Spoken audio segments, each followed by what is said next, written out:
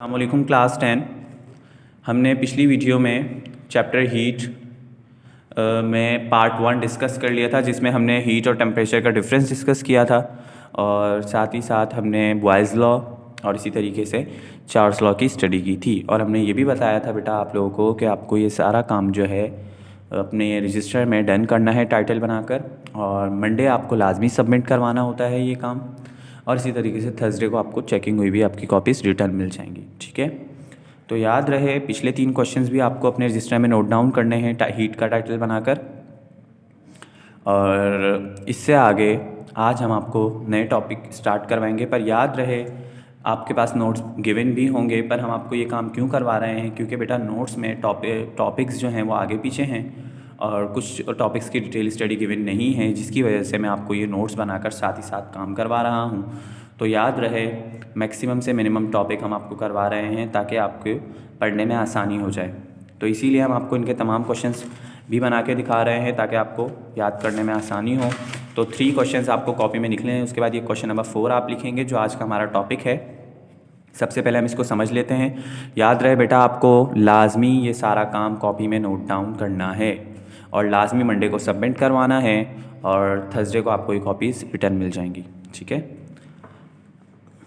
Top question है state and explain journal gas law.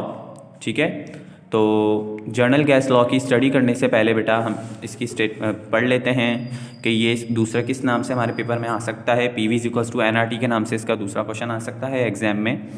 पढ़ते हैं the 3 gas laws namely Boyle's law, Charles law and Avogadro's law are combined together in the expression. क्या बोल रहे हैं कि इस एक्सप्रेशन को हमने ड्राइव करने के लिए हमें 3 लॉज गिवन हैं जिसको हमने ऐड करवाना है, तब जाकर हमारे पास जर्नल गैस लॉ, ये जर्नल गैस इक्वेशन बनेगी। Okay, according to Boyle's law आपको पता है कि बॉयज़ लॉ बोलता है volume is directly proportional to pressure और टेम्परेचर यहाँ पर कांस्टेंट होता है। इसी तरीके से चार्ल्स लॉ बेटा क्या बोलता है, according to Charles law volume is directly proportional to temperature.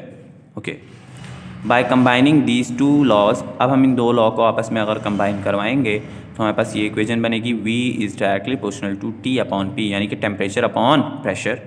Okay, अब बेटा मैंने आप लोगों को बताया था कि जब भी हमारे पास डायरेक्टली प्रोपोर्शनल का या इन्वर्सली प्रोपोर्शनल का साइन हटा दिया जाता है तो सबसे पहले हमारे पास इक्वल्स का साइन आता है और फिर साथ ही साथ कोई ना कोई कांस्टेंट ऑब्जेक्ट आता है। तो याद रखिए यहाँ पर जो कांस्टेंट रखा है इन लोगों ने बेटा क्या रखा है, R है, RT बन गया अपॉन P हो गया।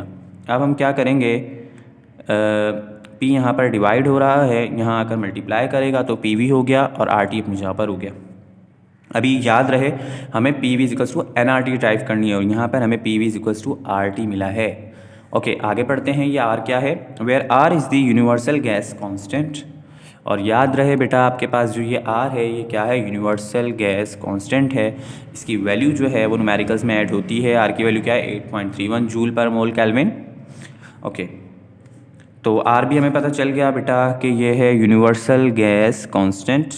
Okay, for n moles of gas, अगर number of moles of gases होंगी, यानी यूनिवर्सल गैस कांस्टेंट है ना, अगर हमारे पास नंबर ऑफ गैसेज होंगी यानी 2 से ज़्यादा होंगी, 1 से ज़्यादा होगी या 2 से ज़्यादा होगी, तो उसको हम किस तरीके से रिप्रेजेंट करेंगे जर्नल गैस कांस्टेंट को, NR से। तो देखिएगा PV अपनी जगह पर है, N के R के साथ N लग गया, number of moles of gases R, और इसी तरीके से T अपनी जगह पर मौजूद। इस तरीके से हमने इस इक्वेशन को प्रूव कर लिया। This equation is known as general gas laws. ठीक है बेटा, आपको इसको अच्छे से इसी तरीके से क्वेश्चन कॉपी में नोट डाउन करके आपको क्या करना है, इसकी वर्किंग करनी है और फिर इसी तरीके से इसकी लर्निंग भी करनी है।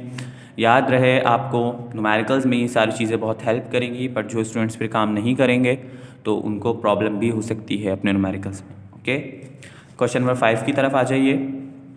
नेक्स्ट क्वेश्चन हमारे पास गिवन है, डिफाइन दी फॉलोइंग टर्म्स। बोल रहे हैं आपको जो टर्म्स दी गई हैं उसको डिफाइन कीजिए। सबसे पहले हमारे पास है हीट कैपेसिटी।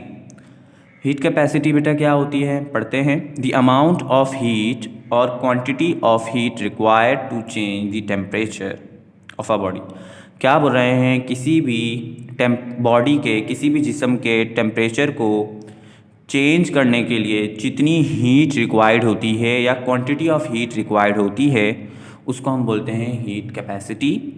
एक दफ़ा दोबारा मैं आपको बता दूं, किसी भी बॉडी का, किसी भी जिस्म का टेम्परेचर चेंज करने के लिए जितनी हीट हमें रिक्वायर्ड होती है या जितनी क्वांटिटी हमें रिक्वायर्ड होती है जिससे बॉडी का टेम्परेचर चेंज हो जाए, ऐसे फिनोमिना को, ऐसे टर्म को हम बोलते हैं heat capacity.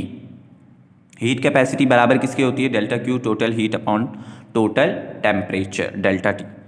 Specific heat capacity पर आ जाइए।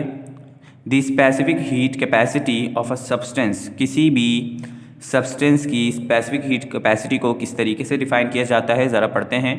The amount of heat required to change the temperature. यहाँ पर भी यही है कि किसी भी चीज़ का, किसी भी सब्सटेंस का टेम्परेचर चेंज करने के लिए जितनी हीट रिक्वायर्ड होती है उसके यूनिट मास के हिसाब से, और वो सब्सटेंस कैसा हो, 1 केल्विन से लेके 1 डिग्री सेंटीग्रेड तक का हो, तो उसको भी आप क्या बोलते हैं? Specific heat capacity. यानी यहाँ पर प्रॉपर एक सब्सटेंस का नाम दिया जाता है, कोई भी चीज़ हो सकती है, पर हीट कैपेसिटी में याद रखिएगा किसी भी बॉडी का टेम्परेचर होता है, ठीक है। लेटेंट हीट पढ़ लेते हैं जो हमारा न्यू टॉपिक है। The amount of heat required to change the state of unit mass without change of temperature. अब यहाँ पर क्या बात हो गई कि किसी भी स्टेट, किसी भी बॉडी, किसी भी सब्सटेंस की जो हीट है वो चेंज करने के लिए, हरारत जो है चेंज करने के लिए, आप किसी भी बॉडी का स्टेट चेंज, यानी कि सॉलिड है स्टेट, लिक्विड है या गैस फॉर्म में है, आप विदाउट टेम्परेचर को चेंज किए उसकी स्टेट को चेंज कर दें अपने हीट के हिसाब से, यानी कि विदाउट टेम्परेचर, उसके टेम्परेचर को चेंज किए बग़ैर आप किसी भी बॉडी की हीट को चेंज कर दें उसकी स्टेट के साथ साथ, तो वो क्या कहलाती है? लेटेंट हीट कहलाती है बेटा, ठीक है। लास्ट टॉपिक है हमारा क्वेश्चन नंबर 6, ठीक है। क्वेश्चन नंबर 6 हमारा क्या है? Explain law of heat exchange, ठीक है बेटा। तो पढ़ लेते हैं law of heat exchange. When two bodies, one hot and the other cold, क्या बोल रहे हैं यहाँ पर? दो बॉडीज़ हैं, जब दो बॉडीज़, दो जिस्म, एक ठंडा हो और दूसरा गर्म हो, are placed in contact with each other, और उनको एक ऐसी जगह पर रखा जाए कि वो दोनों आपस में कांटेक्ट कर रहे हों। Then the temperature of the body, क्या बोल रहे हैं? जब गर्म बॉडी का जो टेम्परेचर होगा वो कम होगा, and the cold body is increased. तो इसी तरीके से जो हॉट बॉडी का बेचा टेम्परेचर है वो और कम हो जाएगा, और इसी तरीके से जो कोल्ड बॉडी होगी उसका टेम्परेचर और इंक्रीज़ होगा, till their temperatures become equal, जब तक वो उन दोनों की हरारत, उन दोनों का जो टेम्परेचर है, दर्जा हरारत जो है वो इक्वल ना आ जाए। That means heat is lost by hot body. हमें ये पता चला कि जो हॉट बॉडी थी उसने हीट लॉस की थी अपनी तरफ से, और वो गेन किसने कर ली थी? एक कोल्ड बॉडी ने, ठीक है। If no heat is lost in any other way, अगर इनके दरमियान कोई भी हीट लॉस नहीं होगी, then the law of heat exchange is as follows, तो हम उसको इस तरीके से भी फॉलो कर सकते हैं।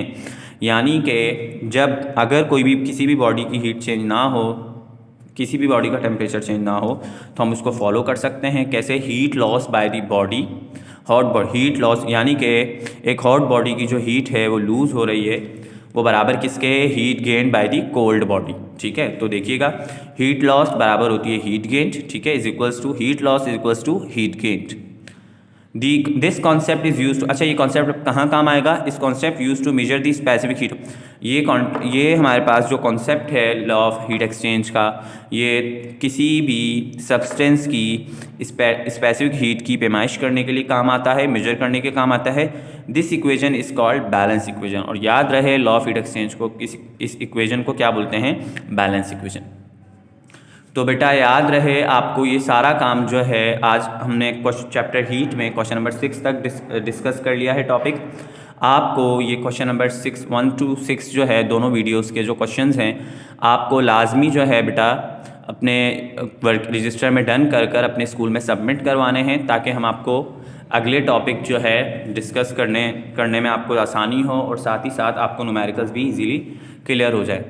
तो इसलिए याद रखिए एक बात कि आपको ये सारा काम जो है 1 to 6 तक जितने भी क्वेश्चन चैप्टर हीट में दिए गए हैं, आपको लाजमी ये कॉपी में रजिस्टर में डन कर अपने स्कूल में मंडे को सबमिट करवाइए, और थर्सडे वाले दिन आपको ये कॉपीज़ रिटर्न मिल जाएंगी।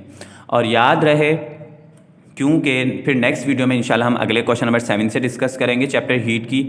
अगली वीडियो में हम क्वेश्चन नंबर 7 से अपना स्टार्ट लेंगे। ओके स्टूडेंट्स, अल्लाह हाफिज़।